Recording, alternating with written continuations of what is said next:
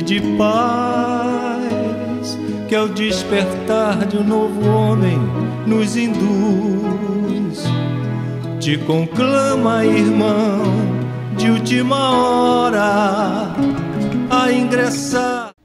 Minhas irmãs, meus irmãos, meus amigos, nós rogamos a Jesus abençoar-nos e envolver-nos hoje e sempre. Iniciamos a nossa fala saudando aos homens que aceitaram a incumbência, a severa, séria e importante incumbência da paternidade. Aos homens que receberam esta função, muito mais do que missão, esta grande função, a fim de ajudar com que espíritos jornadeassem aqui pela terra.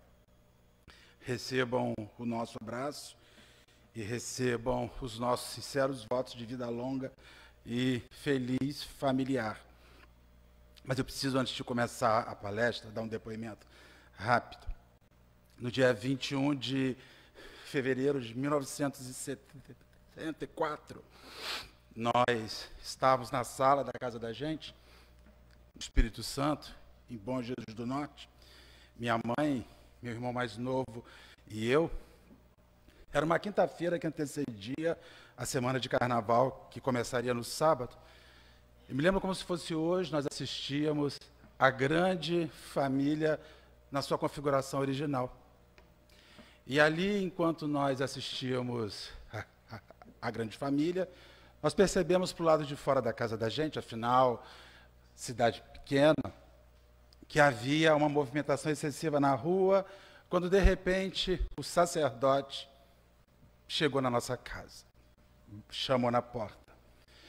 E na cidade, principalmente na pequena, quando um sacerdote, quando um padre chega na sua casa, ele tem algo para te dizer. E aí minha mãe recebeu a notícia que havia ficado viúva, que o meu pai havia desencarnado num severo acidente automobilístico, com morte imediata, com morte na hora. Fazem 45 anos que ele se foi. Eu digo aos senhores que sinto uma falta enorme da figura masculina dentro de casa. É muito difícil você virar um homem sem ter uma pessoa que te oriente como você vai fazer a barba, que converse com você sobre determinados elementos da vida, que te faça perceber a visão protetora de um homem que vela os seus filhos. Mas de forma nenhuma eu tenho ingratidão para com Deus. Porque no dia que o meu pai se foi, nasceu um pai e mãe, que ao longo desses 45 anos tem sido uma referência sólida, presente, incansável, de envolvimento e de participação. Hoje eu consigo, 50 anos de idade, avaliar que a família, ela é uma oferta que o mundo espiritual te faz. Alguns optam em não abraçar, outros optam em abraçar por si e pelo outro, se houver necessidade. Saldo as famílias completas, pai e mãe. Mas saldo da mesma forma as famílias que são constituídas baseado em pessoas que resolveram assumir o fardo, o quinhão de ajudar na educação de uma pessoa. Eu fico muito feliz aos 50 anos de ver que a minha mãe não falhou. Não falhou na sua forma individual, na sua maneira complexa de ser, muitas vezes, por ter herdado 3 meninos. Ela tinha 33 anos de idade quando ficou viúva. Eu tinha 5, meu irmão mais novo tinha 4 e o meu irmão mais velho tinha 11. Recentemente, me ligaram de uma casa espírita numa cidade vizinha e me pediram para falar sobre a importância do pai na vida dos filhos. Eu disse que iria fazer, depois eu saí e fiquei pensando naquilo. E posteriormente eu liguei para a moça e disse: eu não tenho condição de abordar, porque eu não sei qual é a importância de um pai na minha vida. Porque, na verdade, a mãe que eu tive cumpriu o seu papel com galardão. Eu sei, a bem da verdade, que as pessoas precisam de amor nas suas famílias. Venham de onde vier.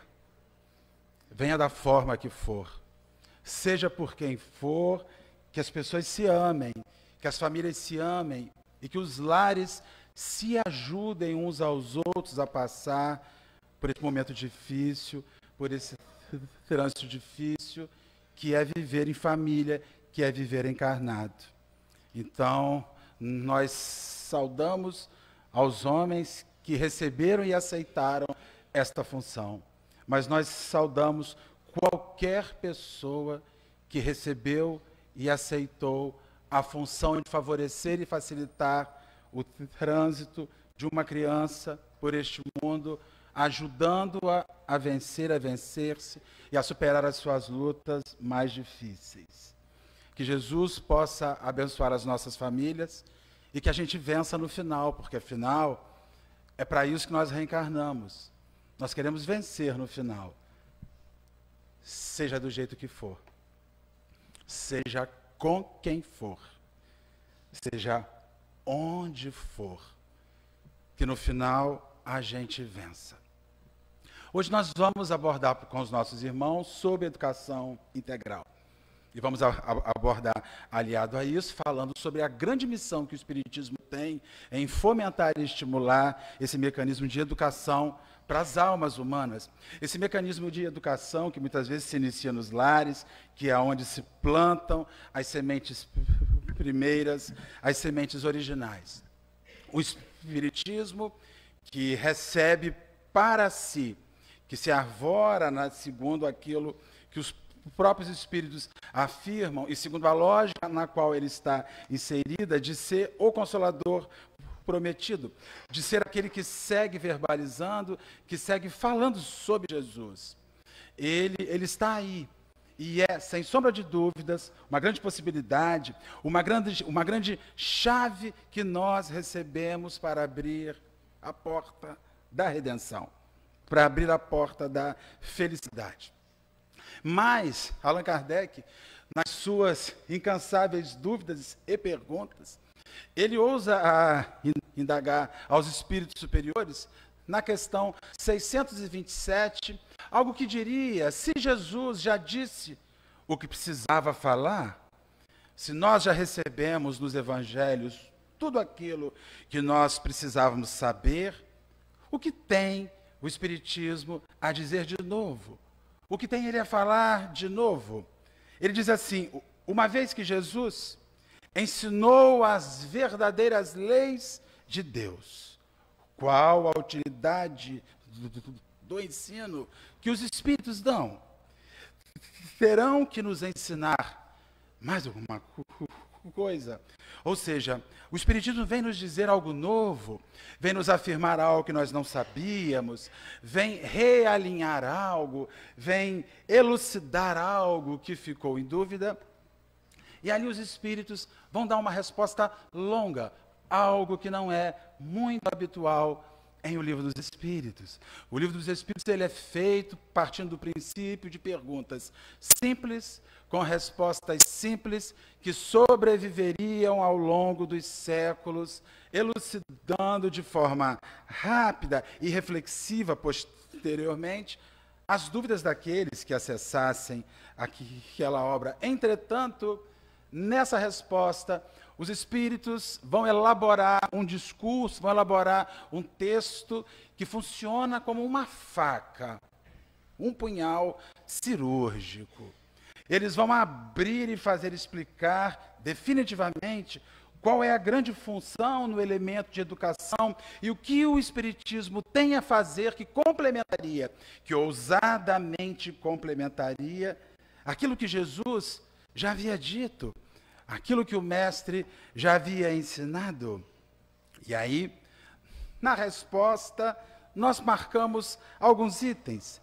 E o primeiro item que nós marcamos é quando eles dizem: faça mister agora que a verdade se torne inteligível para todo mundo.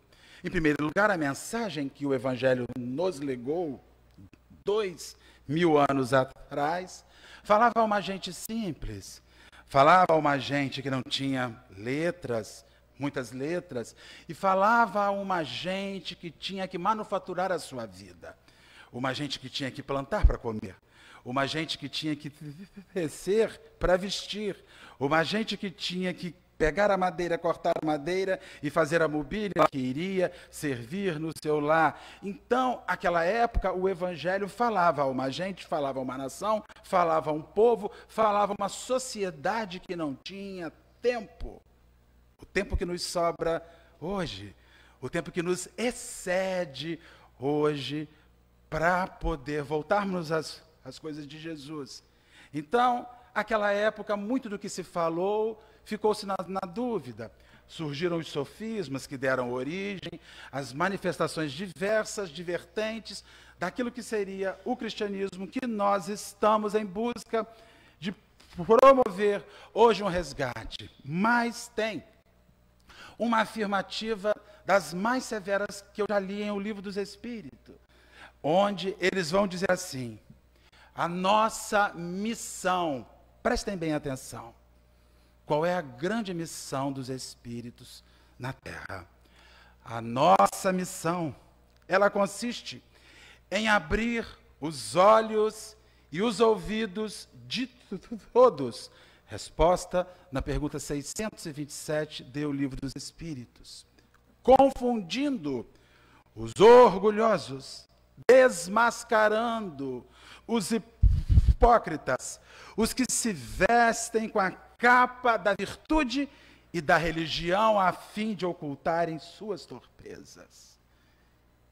Então eles vão dizer, na resposta da pergunta 627, que o Espiritismo chega para fazer com que as pessoas se mostrem, para fazer com que aquilo que nós somos venha para fora, para fazer com que surja o único elemento que vai promover a real mudança do ser humano: descobrir-se na necessidade de mudar. Quando você não acredita que tenha nada para mudar, por que mudar? Quando você se olha e gosta do que é, e se acha a obra acabada, e se acha a obra finalizada, e se acha uma obra que chegou ao máximo daquilo que se aspirava para a sua própria vida, o que mudar? O que ajustar? Surge então a doutrina espírita, vem então os espíritos a dizer-nos: nós chegamos para revelar-vos, nós chegamos para que vocês se vejam, nós chegamos para que vocês derrubem as máscaras e caiam as faces falsas com as quais se adornam, utilizando a religião como pano de fundo para aquilo que você não é. E dando às religiões da vida elementos de força para que nós possamos seguir falindo. O Espiritismo não veio para que o Espiritismo se fundamente como elemento principal na Terra. Ele veio para começar a infectar a Terra. E infectar a Terra num processo de boa infecção, chegando de mansinho e fazendo-nos descobrir de verdade o que a gente é e o que precisa mudar, o que precisa se reorganizar, o que precisa se reajustar. A doutrina espírita, segundo o que eles nos falam, chega num processo cirúrgico, rasgando a nossa alma e nos expondo para nós mesmos. Isso daí é um processo muito interessante, que ocorre na casa espírita. Primeira vez que você vem numa casa espírita, você ama a música, o passe, a água fluidificada, a mensagem com que você se identifica, o texto que foi lido, algo nesse sentido. Você vem na segunda semana, é ótimo. Você vem na terceira semana, é ótimo. De repente você começa a beber mais da doutrina espírita. E ela vai começando a te revelar naquilo que ela te mostra. Ela começa a fazer com que você se veja naquilo que ela te mostra. Em determinada hora, quando você se vê, surge o incômodo, surge o aguilhão que espeta na alma. E aí é como se o apóstolo Paulo de Tarso dissesse no nosso espírito, dissesse para nós: o bem que eu desejo, esse eu não faço. O mal que eu não suporto, que eu não quero, esse eu faço. Esse me acompanha. Então a doutrina espírita, ela começa a nos revelar. O que vai acontecer posteriormente a isso? Ou a gente começa a mudar, ou a gente sofre, ou a gente vai embora e não volta nunca mais. Nós temos visto um conjunto de pessoas ir embora a partir do momento que começam a se chocar com o que são. E se chocar mais ainda naquilo que a doutrina espírita propõe de forma justamente inversa àquilo que você é. Então, na pergunta 627, Allan Kardec vai nos dizer que chegarão os tempos de que nós vamos aparecer, que nós vamos sangrar, que virá para fora toda a podridão que existe dentro de nós. E daí, então, surgirá a cura. Daí, então, surgirá onde eu vou medicar. Mas ele viria ainda a dizer no Livro dos Médiuns, no capítulo 29, no item 350, se o Espiritismo, conforme foi anunciado, tem que determinar a transformação da humanidade, claro é que esse efeito ele só poderá produzir melhorando as massas, o que se verificará gradualmente, pouco a pouco, em consequência do aperfeiçoamento dos indivíduos. Então ele diz o seguinte: normalmente, sem imposições, sem exigências, de forma natural, ele começará a entrar, porque isso que existe aí é para as massas. Não é numa circunscrição pequenina como essa que nós vivemos, por mais que a gente encha um centro no domingo de tarde para uma palestra, nós não temos aqui 0,01% da população de nossa cidade. Nós não temos ninguém numa representatividade de pessoas no plano maior das transformações. Isso um dia vai chegar aos outros. Uma hora isso vai se espraiar para os outros. Queiramos nós ou não, queiram eles ou não.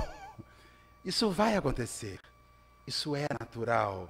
É um processo natural porque todas as pessoas, para serem educadas, transformadas, hão de ter que ser reveladas, expostas, apresentadas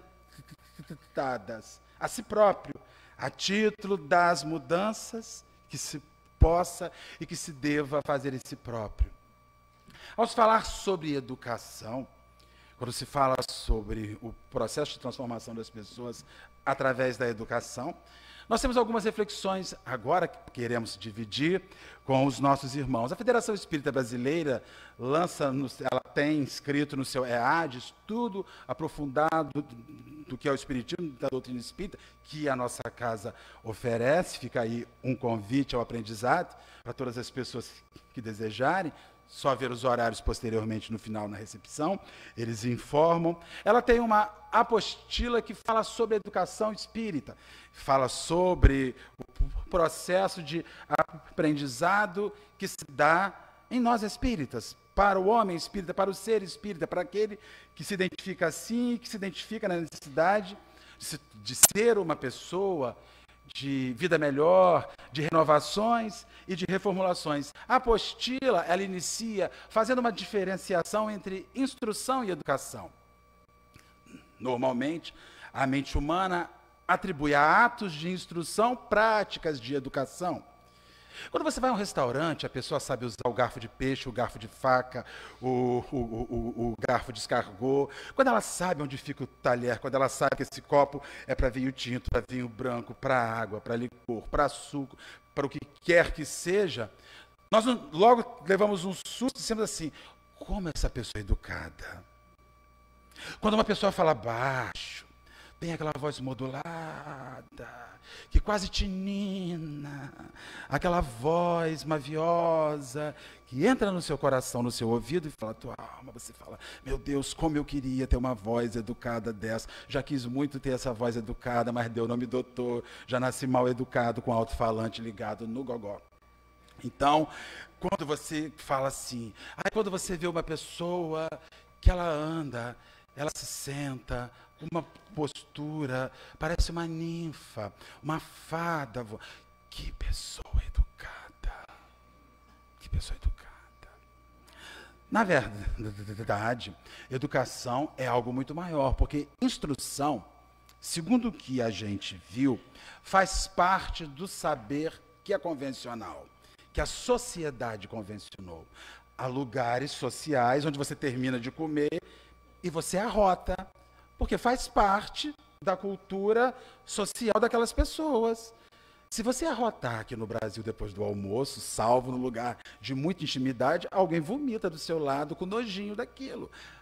Mas há lugares que aquilo é habitual. Enquanto nós aprendemos a usar todos os garfos e as facas, há lugares, ainda hoje, que se come com a mão. E isso é um saber convencional que atende aquela localidade, que atende aquele lugar. Então, instrução é aquilo que o mundo nos oferece para nós aprendermos a lidar no mundo. Quando você se forma academicamente, quando você faz uma universidade, quando você aprende a ler, quando você aprende a escrever, quando você aprende a falar idiomas, quando você aprende um conjunto de instruções que servem para te fazer funcional no planeta. Quando a gente leu O Nosso Lar a primeira vez e descobrimos que André Luiz, médico, tem seu primeiro ofício na cidade espiritual como higienizador das câmaras onde eles expeliam os seus resíduos, o instrutor Clarence lhe diz, meu amigo, o seu diploma aqui não nos serve de nada, não se aplica a nada. A nossa fisiologia agora fala para o espírito. E aquilo que você aprendeu se aplica ao corpo. Então, todo o processo instrutivo é aquilo que você recebe para se localizar no mundo onde você vive. E educação é aquilo que você recebe de fora e que te muda de dentro e que você devolve para fora. Se instrução não serve para quase nada no mundo espiritual, o que você fez com ela e o que ela fez na sua vida, te tornando uma pessoa melhor, te educou, te mudou e, consequentemente, é o que você leva para outra vida. Ser o engenheiro que edifica casas com material de terceira categoria, que elas caem, te faz uma pessoa extremamente instruída, mas quase nada educada. Ser o mesmo profissional da área de engenharia, que além de se preocupar em edificar as casas remuneradas para o outro, guarda um tempo para olhar para aquelas outras casas que estão desabando, sem ganhar nada, simplesmente sendo pessoas melhores, pegando a sua instrução e lançando a serviço do outro, fugindo das questões egoístas e orgulhosas e compreendendo que o que vale na vida é o bem que a gente faz ao outro. E todo o processo instrutivo que nós recebemos na nossa vida é para nós. Mas principalmente é a alavanca que vamos usar junto ao outro para nos tornarmos pessoas melhores. A gente altamente instruída, com tudo aquilo que sabe, guardado numa caixinha, para ele próprio ou para os seus. Não exercendo a grande atividade de transformação, de romper as crisálidas e sair com essa instrução, mudando o mecanismo existencial onde se está, levando aí um processo educacional Divaldo Pereira Franco diz que Bezerra de Menezes, quando desencarna, um médico que morreu praticamente miserável, pobre, quando chega na erraticidade, no mundo espiritual, duro, sem nada, sem recursos, está narrado na obra. Quando ele chega lá, uma mensageira de parte mais superior a dizer: meu irmão, vim te buscar, porque o seu ofício instrutivo chegou a muitas almas. Ele começa a ouvir um pranto, um choro, um murmurinho que vinha da terra, que vinha do solo, da parte do chão da terra, do solo da terra. Pergunta: o que é isso? Eles respondem para ele: são aquelas pessoas que ficaram órfãos de você, Bezerra, da sua consulta, do seu abraço, do seu amor, daquilo que fazias por ele que mais ninguém hoje se dispõe a fazer. Ele, então, na graça de Deus, opta pela sua permanência entre nós e segue aí ao longo de mais de um século, levando este amor sempre como alguém que apanhou a sua instrução e transformou-a em alavanca em favor do próximo, em favor do outro. Quando nós falamos em espiritismo, nós falamos em nós nos tornarmos pessoas melhores, em nós assumirmos uma faceta melhor para a nossa vida, em nós desmontarmos e expormos para nós próprios o mal que tem dentro de mim, que eu não gosto, e que tem que ser reformulado, e que tem que ser renovado, e toda a instrução que se recebe, todas as orientações que o mundo nos dá, visa de alguma sorte ser o mecanismo que estamos recebendo e que poderá nos servir certamente como meio de educação, como meio de alavancar a sua própria existência. A mesma apostila da Federação Espírita Brasileira, ela informa sobre os pilares onde se fundamenta a educação, onde se sustenta a educação.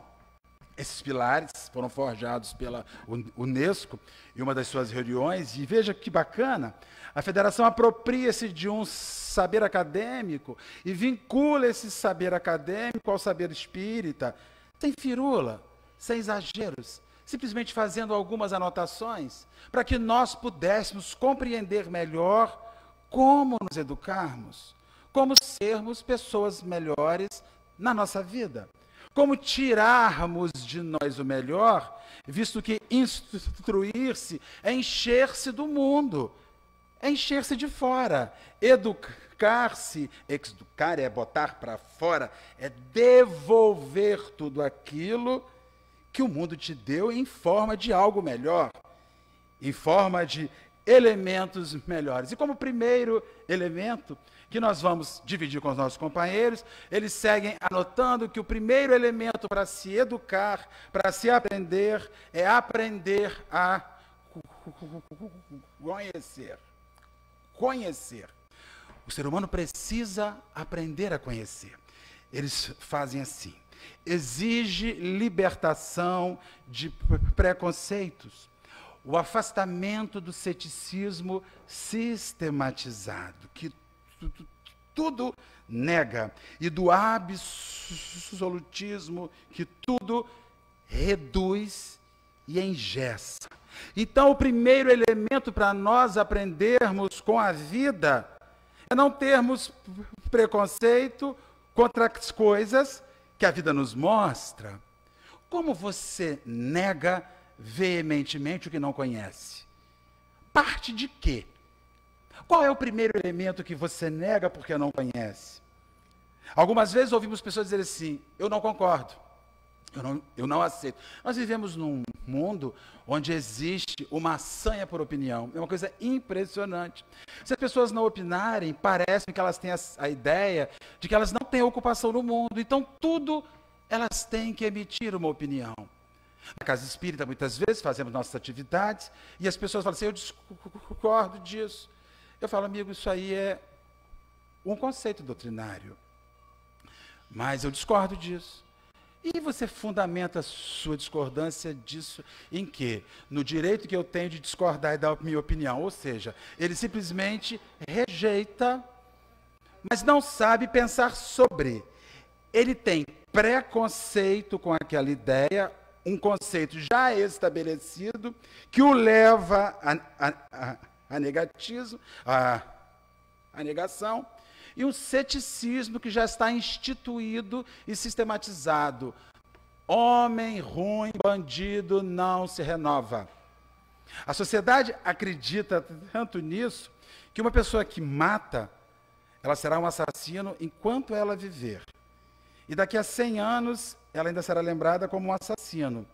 Ela teve 5 filhos, ela teve um negócio, ela constituiu uma família. Haja vista Judas Iscariotes. Vocês conhecem algum Judas? Eu tenho um amigo chamado Judas. Eu tenho um filho chamado Judas. Eu tenho um sobrinho, Judinhas. Judinhas é um garoto bacana. Nós concebemos que Judas é o traidor. Passaram-se 2000 anos. Ele já reencarnou, já se redimiu, já virou, como Joana d'Arc, um dos espíritos orientadores da França. E nós ainda estamos, alguns, não espíritas, amarrando ele num poste, malhando, porque ele representa a traição.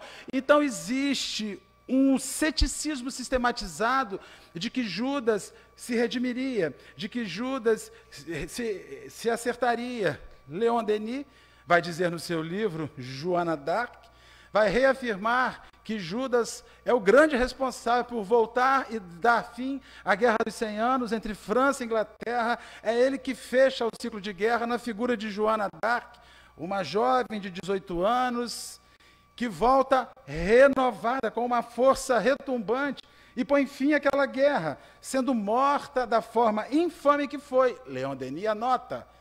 É possível dizer que nem Jesus haveria sofrido as dores que Joana sofreu. 6 meses aprisionada no calabouço, numa gaiola. Passava por exames de virgindade 4, 5, 6 vezes ao dia, segundo os laudos periciais que Leon Denis acessou da Inquisição francesa, porque eles julgavam vir da sua virgindade a pureza de que a rodeava. Foi sabatinada uma ocasião por uma centena de sacerdotes que passaram 2 dias com ela acordada, eles se revezando, e ela não falhou uma vez naquilo que dizia. Nós estamos aqui ainda presos em Judas, enquanto Joana já está por aí, olhando por nós, pedindo por nós, intervindo em nós. Mas o nosso ceticismo, as questões nossas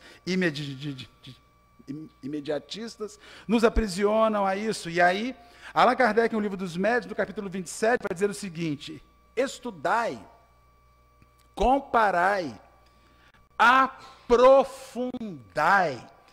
O conhecimento só a esse preço se obtém. Ninguém aprende nada assistindo 10 minutos de vídeo do YouTube por dia, pelo amor de Deus. O tutorial veio acabar com a vida das pessoas, porque ninguém lê mais nada. Você compra, liga no tutorial, pega a parte que te interessa, ouve 1 minuto e meio, porque se passar disso já tinha paciência.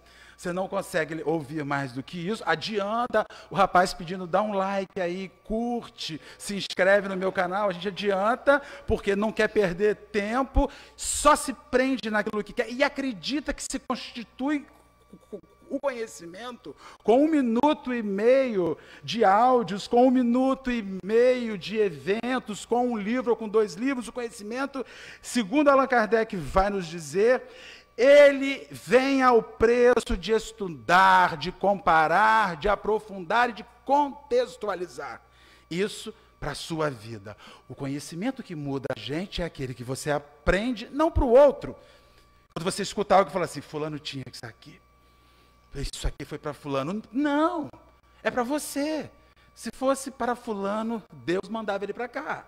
Estão aqui todos nós os endividados, inclusive esse que vos fala, para aprender sobre educação, para aprender sobre reformulação. Nós ouvimos as mensagens e achamos que são para as outras pessoas.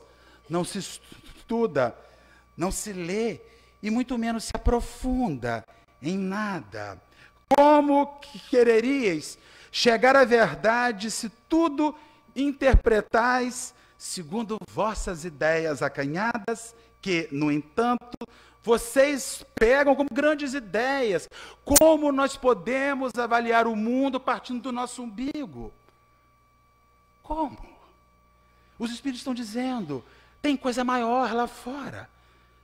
Pegue, leia, estude, aprofunde, compare. O mundo não surge do seu umbigo. A compreensão do universo não surge daquilo que você acha. Não surge daquilo que você acha. Então, o primeiro grande elemento é aprender a conhecer, aprender a compartilhar, desmontar preconceitos em relação às ideias que te são apresentadas. Se você acha que vale a pena, macera, mastiga, engole, compartilha, divide, conversa com seus amigos, conversa com seus companheiros, veja o sentido daquilo na sua vida. Então, o primeiro grande elemento que muda a vida de uma pessoa é o conhecer. O segundo grande elemento é aprender a fazer, a coragem de executar, de correr riscos, de errar na busca de acertar. Em busca de acertos, a gente erra. E quando erra, recomeça. Mas isso demanda coragem. As pessoas que não erram, as pessoas que não falham, não fazem porque são boas, ou fazem porque são covardes, porque não ousam, porque não vão, porque nós estamos num mundo de provas, de expiações. E pessoas que não erram e não são boas, são mornas. Que sejamos frios ou que sejamos quentes, o morno se vomita. O morno se vomita. Então eu optei por não errar, para não ser criticado. Então eu optei por não fazer. Fulano fez uma oração aqui na frente. Quem sou eu? Olha o omisso, olha o covarde. Porque eu não vou fazer a prece que fulano faz. Eu corro o risco de ter a marca do gago, do estranho, do fanho. Do que se... Já pensou eu fazer uma prece e me perder? Comece de novo. Comece de novo. É assim que se aprende. É assim que se cresce, que se torna melhor, que se expande. Então, o segundo elemento é se esforçar no trabalho e na realização das coisas que precisam ser feitas para a nossa sobrevivência física e espiritual.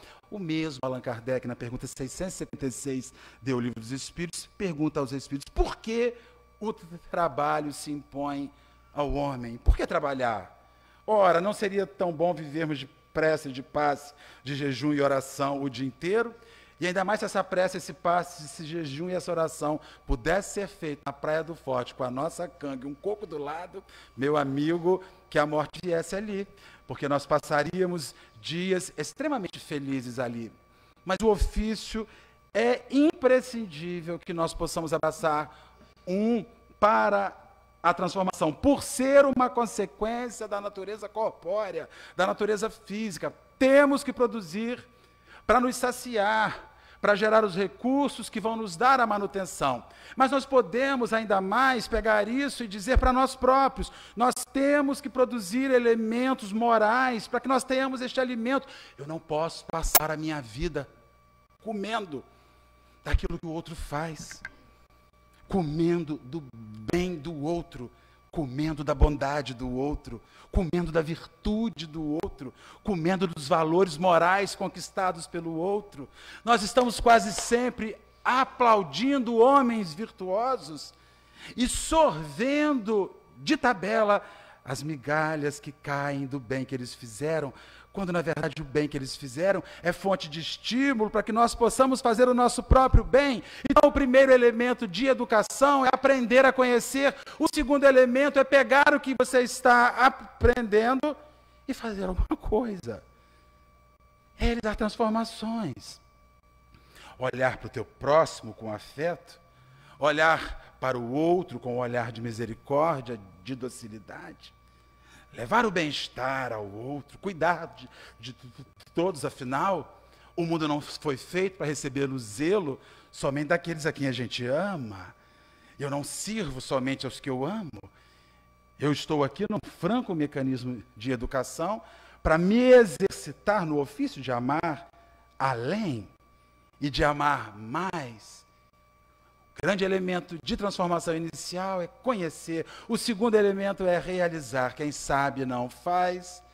É fé sem obras. E Jesus já disse que a fé sem obras, ela é morta. Ela é hirta. Eu acredito. E o que faz com o que crê? A quem partilha? Com quem divide? Já sai da sua vida em favor da vida alheia? Já não tem mais receio de expor o que você é? Porque sempre que nós saímos em direção do outro, há o grande risco de que o outro nos desnude, nos faça enxergar. Desmonte as nossas máscaras. Então eu fico no meu mundo, que ninguém me veja, porque eu não quero ser enxergado por ninguém naquilo que levo de complexo dentro de mim. O terceiro elemento que a apostila da Federação Espírita Brasileira nos apresenta, segundo os pilares da educação moderna, retirados da Unesco, de uma Comissão Internacional para a Educação do século XXI, aprender a conviver. Implica em construir uma identidade própria e cultural, situar-se com os outros, compartilhando experiências e desenvolvendo responsabilidades sociais. A educação advém da relação que nós forjamos com o outro, porque justamente é no outro que eu encontro os meios de expor o que eu sou. Quando você se isola num lugar e diz assim, eu gosto é de ir para minha casinha no meio do mato, porque lá eu não me aborreço. Claro, você não vai se aborrecer com a lagartixa, com a aranha, com a pedra, você não vai se aborrecer com o seu fogão, a sós, porque na verdade, lagartixa, pedra, aranha, né, o riozinho lindo que passa naquela casinha de roça, ele não te diz não. Ele não te confronta, ele não te estimula a você se enxergar e se ver. Quem te enxerga e quem te vê é aquele com quem você convive na casa, é o colega de serviço do dia a dia, é o seu vizinho com o qual você bota o lixo na porta há 50 anos e depois vem para o centro da passe. Eu boto aqui porque a sua lixeira é maior do que a minha, nunca pedi. Mas eu boto, você tem que ter caridade. Perguntou ele se ele quer ter essa caridade com você, porque afinal de contas, o elemento é aquele. Então, o grande elemento ligado a aprender e a realizar é conviver. Estamos passando dias de total incapacidade de convivência. As pessoas não gostam mais de gente. Nós não temos mais amigos. Nós não temos mais relações. Nós passamos tantos horários do nosso dia, tanto tempo a sós, e já não nos damos mais questão disso, nem nos observamos. Quando foi a última vez que você se sentou com uma pessoa, que não foi para um bar, uma coisa organizada, por acaso passei aqui, fiz um café, comprei um bolo, vamos conversar? Quando foi? As pessoas desaprenderam a conviver. O que você ouve é assim, o mundo está nos dando medo. O mundo está nos assustando, tudo é uma violência, tudo é só risco. E aí os sofredores, os espíritos sofredores, prenderam a gente dentro de casa, porque nós cedemos a isso. Aí você aprende, quer fazer, mas não tem onde. Porque quando você faz com o outro, É a arte da convivência. É a arte de não se impor. É a arte de não se exigir. É a arte de respeitar os limites exatos uns dos outros. Kardec vai dizer o seguinte: no Livro dos Espíritos, no fechamento, no item no 4, quando, porém, conseguir a soma de gozos que o processo intelectual lhe pode proporcionar, verificará que não está completa a felicidade. Ele era o bicho, né? 1854. Allan Kardec era o bicho. Quando você chegar no máximo daquilo que o dinheiro e que a cultura te der, você vai descobrir que não é suficiente, que precisa de mais. Reconhecerá ser esta impossível sem a segurança nas relações sociais. Segurança que somente no progresso moral lhe é dado achar. Logo, pela força mesma das coisas, ele próprio dirigirá o progresso para essa senda, e o Espiritismo lhe oferecerá a mais poderosa alavanca para alcançar tal objetivo. É lidar com a sociedade. Lidar com a casa da gente só não vale. Não vale. É sair, é extramuros, é fora do muro. De vez em quando pegar um ônibus. É bom. Deixa o seu carro um dia, pega um ônibus. Compreenda quantas pessoas viajam 1 hora para fazer um percurso que você faz em 15 e você se irrita porque tem gente na sua frente. É importante esta empatia de convivência. Marque um dia uma consulta no SUS. Vá, tem que ir. Vai, quem não tem plano de saúde, quem tem plano de saúde, não sabe o que é isso. Saia um dia de casa, acorde 4 horas da manhã, marcar uma ficha. Entenda como vive a sociedade, porque você é uma fração da sociedade.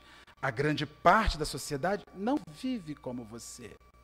Vá para aquele lugar, compartilhe os saberes da doutrina. A Paula nos falou isso na última semana. Pegue aquilo que você sabe, converte naquilo que você faz e vá lidar com as pessoas. Vá conviver com as pessoas. A gente só consegue entender o tamanho da nossa mudança quando o outro nos deixa enxergar isso. Porque é o outro que vai dar o feedback para nós do que está acontecendo na nossa vida. Eu não consigo avaliar isso a sós. É o outro que vai dizer: meu Deus, como você está mais tranquilo, mais calmo, mais sorridente. Antes, nos reveses da vida, mínimos que fosse, você se desabava. O que está acontecendo hoje? A educação que a doutrina do Espírito está fazendo na nossa vida. Ela está me ensinando a aprender e a conhecer e a dizer que o fato de eu ser espírita não me exime de angústia nenhuma da vida. Só me ensina como vou passar por elas. Como seria bom, ou talvez fosse muito ruim, viver esta vida sem dores. E quanto mais espírita a gente é, mais o sarrafo come. Né, Mônica? Mais o pau come. Quanto mais a gente está... Ah, mas vocês espíritas adoram falar sobre sofrimento. Não, isso é uma constatação. Você começa a acertar seu passo. Você começa a se organizar, você começa a se encaminhar. Daqui a pouquinho surge um lá do passado e diz assim: quem te viu e quem te vê, hein? Faz isso, desmonta você na hora. É como se ele estivesse ali te expondo aquilo que você está lutando para se transformar. Dá aquele desânimo. Aí você tem que explicar: ô fulano, estou passando por uma transformação. Tenho feito descobertas, estou em franco serviço da reformulação do bem, e como foi bom te encontrar. Como é bom estar socializando com você, para que eu possa te mostrar a mesma pessoa buscando roupas novas. Eu sou a mesma pessoa, buscando vestes novas, roupas distintas, conhecer, realizar, conviver. E como último pilar, para nós podermos encerrar, ele diz que além de aprender, realizar e conviver, nós temos que aprender a ser. Ser. Ressalta a necessidade de superações das visões dualísticas sobre os homens, das visões fragmentadas acerca da educação. Contempla uma concepção integral do ser humano. O homem, segundo eles, depois que aprende, que realiza e que se relaciona, forja um conceito uno, que não se compartimenta segundo o lugar onde ele está. Quando você passa a ser bom, você será bom na sua família, no centro espírita, no meio da rua, no ponto do ônibus. Você será bom com o bom, você será bom com o mal. Você será bom com o justo, você será bom com o injusto. Você será bom com o ébrio, você será bom com o abstêmio. Você será bom com o criminoso e você será bom com o homem de vida retilínea, regular. Quando você passa a ser, no plano final do processo de educação que a doutrina espírita nos mostra, que começou no conhecimento, seguiu para a realização, espraiou-se para a convivência, no fim você é. Agora aquilo já está dentro de mim. Mais uma vez, vou resgatar Paulo de Tarso e dizer uma coisa das mais belas que ele falou. Em verdade, já não sou eu quem vivo mais, mas é Ele, é o Cristo que vive em mim. Não a personalidade do Cristo, não a individualidade do Cristo, mas este ideal cristão que reformula e que é proposto pela doutrina espírita desde o primeiro dia que nós pisamos aqui. O homem de bem, ele é bom. Evangelho segundo o Espiritismo, capítulo 17, sede perfeitos, o item, o homem de bem. O homem de bem é bom, é humano, é benevolente para com todos, sem a distinção de raças, de crenças, porque em todos os homens ele vê irmãos seus. Respeita nos outros todas as convicções sinceras e não lança anátema aos que, como eles, não pensam. E ali a gente vai ver o fechamento de um processo de transformação pela educação integral que a doutrina espírita vem nos propondo. Primeiro ela chegou para nos descortinar, segundo a questão 627 que lemos inicialmente. Para dizer assim, ó, é aqui, é naquele lugar, é naquela marca, é ali a cirurgia. Vamos começar, porque se você não começar agora, daqui a pouco, isso vai chegar a você, seja no centro, ou fora dele, ou em outro lugar. Isso é da vida, é o processo de evolução. Nós precisamos ser descobertos, precisamos ser enxergados, e a doutrina espírita está aí dizendo para cada um de nós, pegue aquilo que você não sabe e aprenda com a verdade. Mate muito do seu ego exacerbado, que constitui pseudo-verdades que não representam a verdade do Cristo. O Cristo disse, amai-vos aos outros. Se você não ama, você não segue o preceito cristão. Isto é básico. Ah, mas eu não sei ser isso ainda.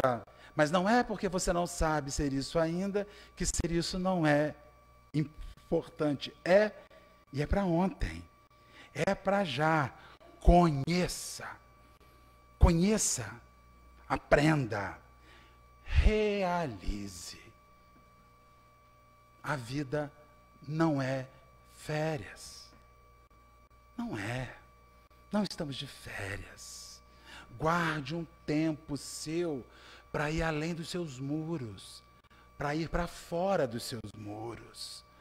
Vai estar com outras pessoas, Vá descobrir que a sociedade vai muito além daquilo que você vê na sua casa, no seu lar. Não se furte a esta relação. Não tenha medo de conviver. A educação advém desta convivência, porque no final, como fonte existencial, forjaremos uma integralidade. E aí não haverão mais aqueles bons homens lá que se equivocam ali, homens justos lá que são injustos aqui. Não haverá. Seremos nós e essa verdade incontestável que não se pode mais deter. A doutrina espírita não será mais detida, parada, por nada nem por ninguém. Que Deus nos guarde, que Jesus, nosso Senhor, nos abençoe, nos oriente, nos fortaleça hoje e sempre.